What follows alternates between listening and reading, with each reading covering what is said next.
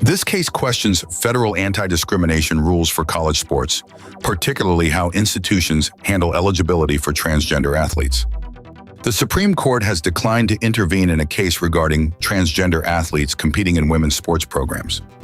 For context, Title IX was enacted in 1972 as part of the Education Amendments, primarily intended to prohibit sex-based discrimination in programs receiving federal financial assistance. The court issued no explanation for refusing to hear the appeal. This inaction creates a legal environment where lower federal courts hold sway, often leading to different rulings across various U.S. Circuit Court jurisdictions.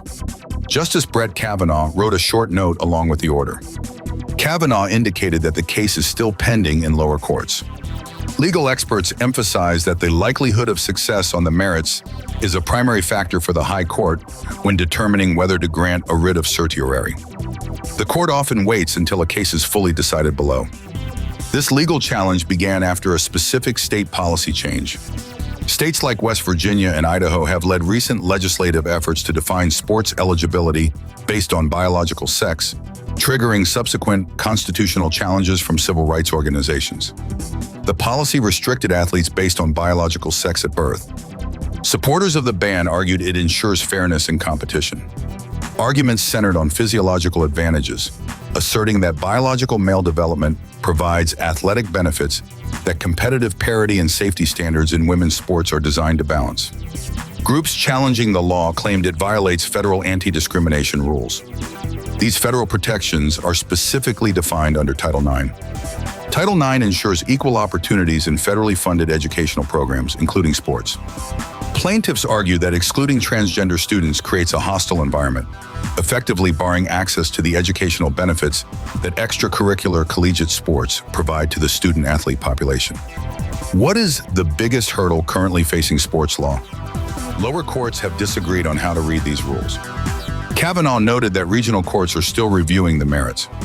This involves reconciling conflicting interpretations of the 14th Amendment's Equal Protection Clause alongside the statutory framework mandated by Congress through the passage of Title IX decades ago. This means the Supreme Court might take the case later. Higher courts prefer to wait for clear clashes between regions. Legal scholars refer to this as a circuit split, where federal appellate courts issue contradictory rulings on identical federal questions, forcing the Supreme Court to provide final resolution. This process ensures the law is applied the same way everywhere. The decision today keeps current local rules in effect. State officials have praised the court's light touch. Meanwhile, the stakes for collegiate athletic departments remain exceptionally high as they grapple with conflicting directives between state law compliance and federal accreditation requirements for sports inclusion.